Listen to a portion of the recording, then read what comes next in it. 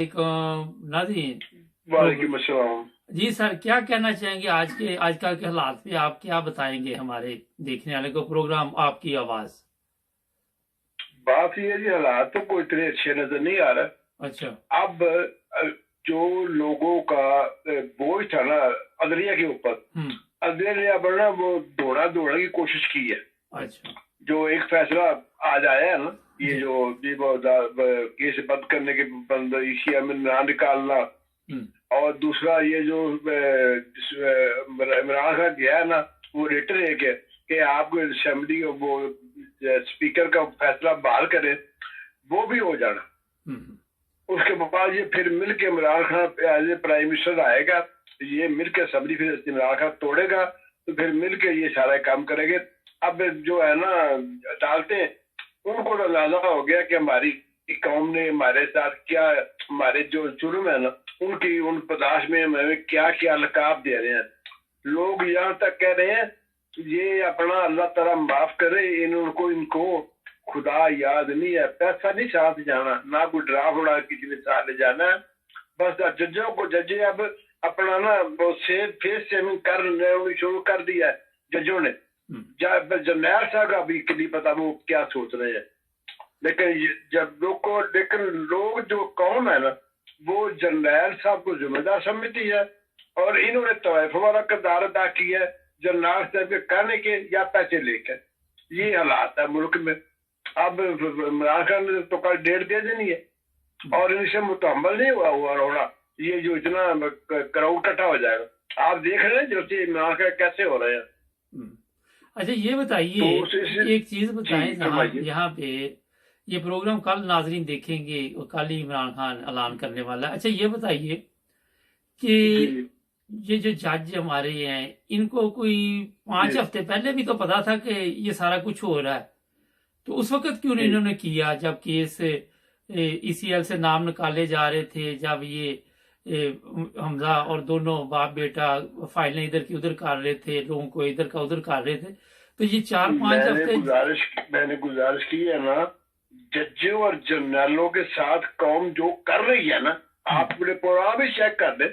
अब जजों ने उसकी फेस सेविंग के लिए सब कर रहे हैं, जज दिल से नहीं कर रहे, पेट से कर रहे हैं फैसले कि पेट का क्या बढ़ेगा, वो पेट की खातिर कर रहे हैं। अच्छा। दिल से नहीं फैसले कर रहा है, ये सिर्फ अपनी पब्लिक की आशिशोई के लिए उन्हें जी हम तो बड़े अच्छे हैं, हम तो देखो ये नोटिस ले लिया, ये नोटिस ले लिया। ये है जज वही है। अब मेरे मुंह से होकर लफ्ज निकल जाएगा तो आप कहेंगे आपने सख्त लफ्ज इस्तेमाल किया। जज सिर्फ अपनी पब्लिक की आशिशोई करते हैं, लेकिन पब्लिक अब इनके जांचे में नहीं आएगी। मेरा ये मुतालबा है कि तमाम जजों को या तो फारिग कर देना चाहिए या ये खुद रिजाइन करके अलग हो जाए, तमाम जज और ले आएंगे। खासकर जो जज का जिस आदमी का तल्लक मुस्लिम लीग नून से होगा ना, वो लुच्चा लफंगा बददियानत होगा। और जो बंदियाल है ये तो वैसे ही क्रिमिनल फैमिली से तल्लक रखता है। इसका भाई मेरे भाई का कहा फिर होता जो नवाब था शबनम डकैती केस में, वो नहीं है तो वैसे ही क्रिमिनल फैमिली से तल्लक रखता है जो चीफ जस्टिस था बंदियाल। और जब बाकी सब जज को पैसे लगे हुए थे, चाहे अमेरिका ने दिए चाहे किसी ने दिए, जद्दारी ने दिए। अब तो ये सिर्फ क्योंकि इतना शदीद अब फौज के भी आया है और खास का सिर्फ जनालों पे आया। एक मैं बात की वजाहत करना चाहता हूँ कि मैं कौम समझती है जो ब्रिगेडियर से नीचे है ना वो फौज है, और ब्रिगेडियर से ऊपर से सारे मफाद से बैठते हैं।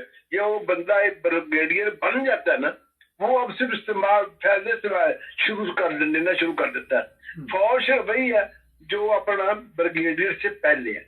नंबर 2, मुझे बताए बाजवा साहब, उनका कोई बेटा शहीद हुआ हो बाल्टर में, कोई भतीजा, कोई भांजा, कोई अजीज करीबी या किसी जर्नैल का को आया कोई शहीद हुआ है? कभी सुना जी मेरा मेरा मेरा मेरा भतीजा से? सारे तो बंदे गरीब है, चौधरी आप बन के बैठे हुए। कौम होने ना होते ना जर्नैल तो इतबार कर रही है ना जजा तो इतबार कर रही है। और बेहतर है कि जर्नैल साहब ने अपना टेन्योर ही पूरा कर लिया, एक्सटेंशन ही पूरी हो रही, वो सारी जान छड़ दे ना होते कि गद्दार बाजे के नारे लग जान या बाजवा कुत्ते के नारे लग जान, इन्हें यूफा के खिलाफ लगे जान, इन इज्जत जज भी और जर्नैलों में भी काट चले जाने चाहिए। कौम तो हिस्सा दी। ਅੱਛਾ, ਤੁਸੀਂ ਤਾਂ ਬਹੁਤ ਗੁੱਸੇ ਦੇ ਵਿੱਚ ਜੇ। ਇੱਕ ਗੁੱਸੇ ਦੀ ਕੀ ਵਜ੍ਹਾ, ਇੰਨਾ ਗੁੱਸਾ ਕੀ ਵਜ੍ਹਾ? ਤੁਸੀਂ ਪਹਿਲੇ ਨੂਨ ਲੀਗ ਨੂੰ ਹੀ ਵੋਟ ਪਾਉਂਦੇ ਰਹੇ ਜੀ ਇਮਰਾਨ ਖਾਨ ਤੋਂ ਪਹਿਲੇ? ਨਹੀਂ ਜੀ, ਮੈਂ ਬੁਨਿਆਦੀ ਤੌਰ ਤੇ ਕੁਝ ਅਰਸਾ ਜਮਾਤ ਇਸਲਾਮੀ ਦਾ ਗੁਜ਼ਾਰਿਆ। ਅੱਛਾ, ਜਮਾਤ ਇਸਲਾਮੀ। ਲੇਕਿਨ ਮੈਂ ਜਦੋਂ ਜਮਾਤ ਇਸਲਾਮੀ ਨੂੰ ਕਰੀਬ ਤੋਂ ਵੇਖਿਆ ਨਾ, ਖਾਸ ਕਰ ਜਦੋਂ ਕਾਦੀ ਹੁਸੈਨ ਅਹਿਮਦ ਆਇਆ ਤੇ ਮੈਂ ਜਮਾਤ ਤੋਂ ਪਿਛਾ ਹੋ ਗਿਆ। ਮੇਰੇ ਵਾਲਿਦ ਸਾਹਿਬ ਜਿਹੜੇ ਸਨ ਉਹਨਾਂ ਦੇ ਕਾਦੀਆਨ ਨਾਲ ਵੀ ਮਰਾਸਮ ਸਾਹਿਬ, ਉਹ ਕਾਦੀਆਨ ਦੇ। ਆਵਾਜ਼ ਹੁਣ ਠੀਕ ਹੈ, ਪਹਿਲੇ ਆਵਾਜ਼ ਪਰ। ਅੱਛਾ, ਇਹ ਦੱਸੋ ਹੁਣ ਅਗਰ ਤੁਹਾਨੂੰ ਵੋਟ ਪਾਣਾ ਵਾ, ਇਲੈਕਸ਼ਨ ਹੁੰਦੇ ਨੇ, ਤੇ ਤੁਸੀਂ ਇਮਰਾਨ ਖਾਨ ਨੂੰ ਵੋਟ ਪਾਓਗੇ? ਸਾਰਾ ਪਿਛਲਾ ਵੋਟ ਵੀ ਇਮਰਾਨ ਖਾਨ ਨੂੰ ਦਿੱਤਾ ਸੀ ਤੇ ਐਤਕੀ ਵੀ ਇਮਰਾਨ ਖਾਨ ਦੇ। ਅੱਛਾ, ਠੀਕ ਹੈ, ਇਨਸ਼ਾਅੱਲਾ ਤਾਲਾ। ਅੱਛਾ, ਹੁਣ ਇੱਕ ਫੈਮਿਲੀ ਨੂੰ ਫੋਰਸ ਕਰਨਾ। ਅੱਛਾ, ਇੱਕ ਬੜਾ ਸਵਾਲ ਹੈ ਕਿ ਇਮਰਾਨ ਖਾਨ ਦੀ ਜਿਹੜੀ ਟੀਮ ਹੈ, ਉਹ ਟੀਮ ਦੇ ਵਿੱਚ ਜਿਹੜੇ ਲੋਕ ਨੇ ਉਹ ਵੀ ਤਾਂ ਮੁਖਤਲਿਫ ਪਾਰਟੀਆਂ ਚੋਂ ਆਏ ਦੇ ਨੇ ਤੇ ਉਹਨਾਂ ਦੇ ਰਿਕਾਰਡ ਵੀ ਠੀਕ ਨਹੀਂ ਹੈਗੇ। ਤੁਸੀਂ ਇਸ ਬਾਰੇ ਚ ਹੁਣ ਕੀ ਕਹੋਗੇ? ਮੈਂ ਇਮਰਾਨ ਖਾਨ ਨੂੰ ਇਸ ਚੀਜ਼ ਦਾ ਅਹਿਸਾਸ ਹੋ ਗਿਆ ਕਿ ਮੈਂ ਜਿੰਨੇ ਇਲੈਕਟੇਬਲ ਲੈ ਸਨ ਦੂਸਰੀਆਂ ਪਾਰਟੀਆਂ ਦੇ, ਉਹਨਾਂ ਨੇ ਮੈਨੂੰ ਧੋਖਾ ਦਿੱਤਾ। ਔਰ ਜਿਹੜੇ ਬੰਦੇ 23-24 MLA ਮੁਰਨਫ ਹੋਏ ਸਨ ਨਾ, ਇਹਨਾਂ ਨੂੰ ਸਾਰਿਆਂ ਨੂੰ ਟਿਕਟ ਜਨਰਲ ਬਾਜਵਾ ਸਾਹਿਬ ਨੇ ਦਵਾਈ ਸੀ। ਇਹ ਚੀਜ਼ ਬਿਲਕੁਲ ਯੂਨੀਵਰਸਲ ਟਰੁਥ ਹੈ। ਬਾਜਵਾ ਨੇ ਕਹਿੰਦੇ ਉਹਨਾਂ ਨੂੰ ਮੈਨੂੰ ਧੋਖਾ ਦੇ ਦਿੱਤਾ। ਔਰ ਐਤਕੀ ਇਨਸ਼ਾਅੱਲਾ ਤੁਸੀਂ ਵੇਖੋਗੇ ਕਿ ਉਹ ਸੂਰਤ ਹਾਲ ਪਹਿਲੇ ਵਾਲੀ, ਉਹ ਵੀ ਸਿਆਣਾ ਹੋ ਗਿਆ ਇਮਰਾਨ ਖਾਨ। ਉਹ ਅੱਗੇ ਉਹ ਕਮਲਾ ਸੀ, ਹੁਣ ਸਿਆਣਾ ਹੋ ਗਿਆ। ਅੱਛਾ, ਤੇ ਇਹ ਜਿਹੜੇ ਲੋਟੇ ਤੁਸੀਂ ਕਹਿੰਦੇ ਜੇ 30, 23, 24, 25 ਜਿੰਨੇ ਵੀ ਸੀ, ਇਹ ਕਹਿੰਦੇ ਸਾਨੂੰ ਹੁਣ ਕੋਈ ਪੁਲਿਸ ਦਿਓ, ਰੇਂਜਰਸ ਦਿਓ, ਸਾਨੂੰ ਤਾਂ ਲੋਕੀ ਮਾਰਨ ਕੁੱਟਣਗੇ, ਤੇ ਇਹ ਕੀ ਜ਼ਿੰਦਗੀ ਗੁਜ਼ਾਰਨਗੇ ਜੀ? ਇਹਨਾਂ ਨੇ ਜਨਾਬ, ਇਹਨਾਂ ਦੀ ਜ਼ਿੰਦਗੀ ਬੜੀ ਮੁਸ਼ਕਿਲ ਹੋ ਗਈ, ਟਫ ਹੋ ਗਈ।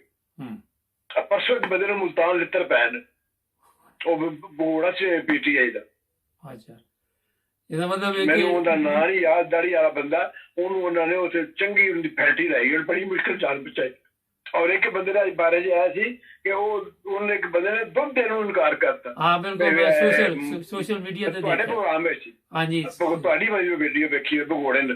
ਤੁਸੀਂ ਅੰਦਾਜ਼ਾ ਕਰ ਲਓ ਕਿ ਦੁੱਧ ਦੇਣ ਵਾਲੇ ਬੰਦੇ ਨੂੰ ਵੀ ਸ਼ਊਰ ਆ ਗਿਆ।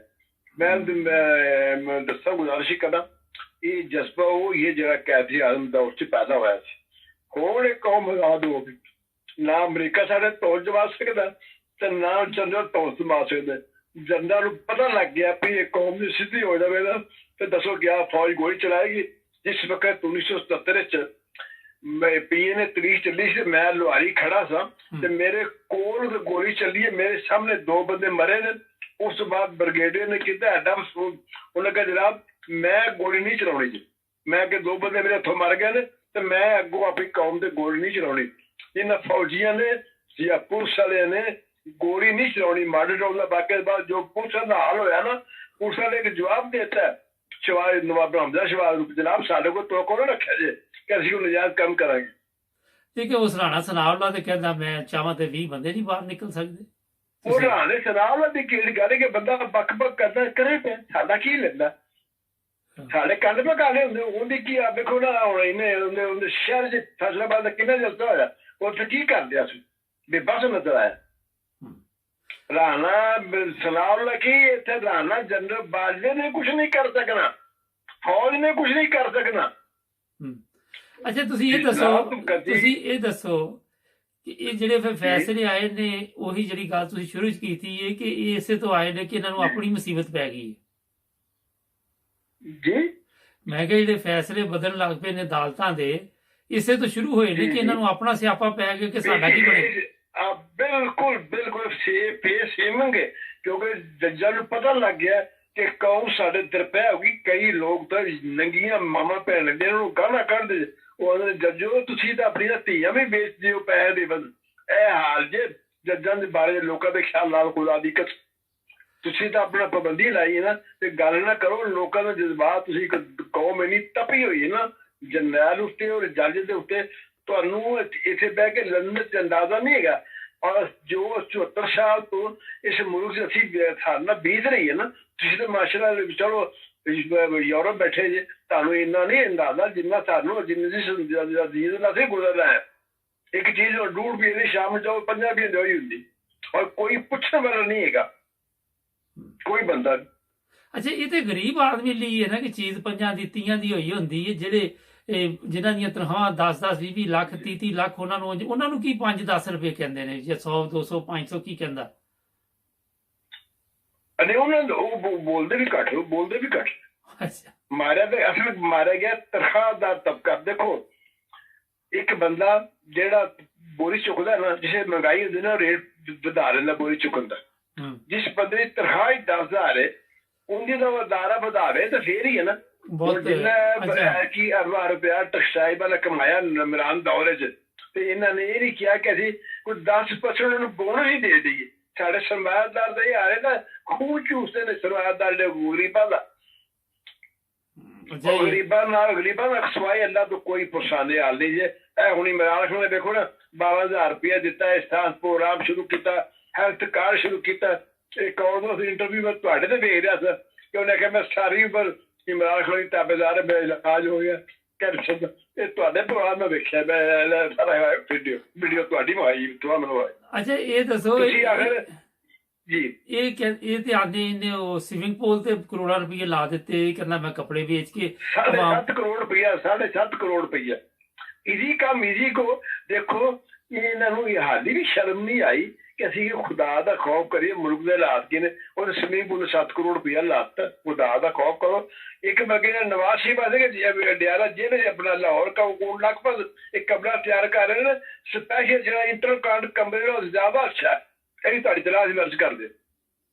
ਔਰ ਉਹ ਫਿਰ ਖੁਦ ਸ਼ਬਾਬ ਨਾਲ ਜਾ ਕੇ ਵਿਜ਼ਿਟ ਕਰਕੇ ਆਇਆ ਉਸ ਕਮਰੇ ਦਾ, ਜਿਹੜਾ ਨਵਾਜ਼ ਸ਼ਰੀਫ ਦੇ ਬੰਦਾ ਪਿਆ ਗਰੇ ਨੂੰ ਆ ਕੇ ਜੇਲ੍ਹ ਚ ਰਹਿਣਾ ਪਿਆ, ਤੇ ਇਦਾਂ ਦੇ ਕਮਰਾ ਸਪੈਸ਼ਲ ਬਣਵਾ ਲਿਆ। ਅੱਛਾ ਹੁਣ ਤੇ 1 ਕਰੋੜ ਰੁਪਇਆ ਲੱਗਾ ਜੇ ਉਸ ਕਮਰੇ ਦੇ ਉੱਤੇ।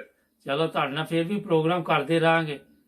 ਤੁਸੀਂ ਇਨਸ਼ਾਅੱਲਾ ਤੁਸੀਂ ਜ਼ਿਆਦਾ ਬਲੱਡ ਪ੍ਰੈਸ਼ਰ ਨੰਬਰ ਮੇਰਾ ਵੈਸੇ ਤੁਹਾਨੂੰ ਮੈਂ ਰਿੰਗ ਕਰ ਸਕਦਾ ਕਿ ਨਹੀਂ? ਮੈਂ ਕਿ 2 ਵਾਰੀ ਸ਼ਾਮ ਨੂੰ ਟਰਾਈ ਕੀਤੀ, ਮੈਸੇਜ ਕਰ ਲਿਆ ਕਰੋ ਕਿਉਂਕਿ ਪ੍ਰੋਗਰਾਮ ਕਰ ਰਹੇ ਹੁੰਦੇ ਆ ਤੇ ਡਿਸਟਰਬ ਹੋਣੇ, ਫਿਰ ਅਸੀਂ ਆਪੀ ਤੁਹਾਡੇ ਨਾਲ, ਮੈਂ ਵੀ ਹੁਣ ਆਪੀ ਤੁਹਾਡੇ ਨਾਲ ਰਾਬਤਾ ਕਾਇਮ ਕਰ ਲਿਆ ਤੁਹਾਡਾ ਮੈਸੇਜ ਦੇਖ ਕੇ ਨਾ।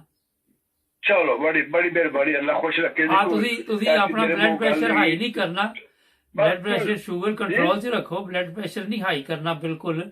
ਮੈਂ ਦੇਖ ਰਿਹਾ ਕਿ ਤੁਸੀਂ ਬੜੀ ਤਕਲੀਫ ਦੇ ਵਿੱਚ ਜੇ। ਯਕੀਨ ਕਰੋ ਆਪਣਾ ਮੁਬਾਰਕ ਸਾਹਿਬ, ਖੁਦਾ ਦੀ ਕਸਮ ਅਗਰ ਤੁਸੀਂ ਇਸ ਪਾਕਿਸਤਾਨ 'ਚ ਹੋਵੋ ਨਾ ਤੇ ਤੁਸੀਂ ਮੇਰੇ ਨਾਲ 11 ਗੁਣਾ ਜ਼ਿਆਦਾ ਹਾਈਪਰ ਹੋਵੋ।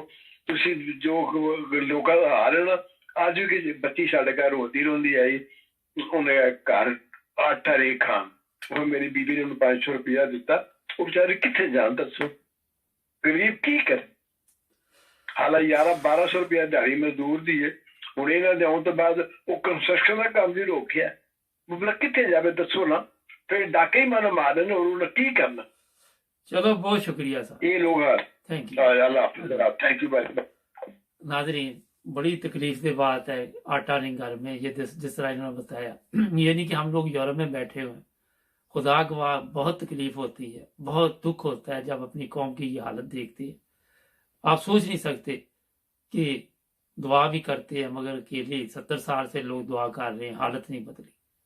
क्यों नहीं बदली, अल्लाह बेहतर जानता है, क्योंकि कौम ने अपनी हालत बदलने का कभी सोचा ही नहीं। सब्सक्राइब करें, जुड़े रहे हमारे साथ, मिलेंगे नए प्रोग्राम में। अल्लाह हाफिज़।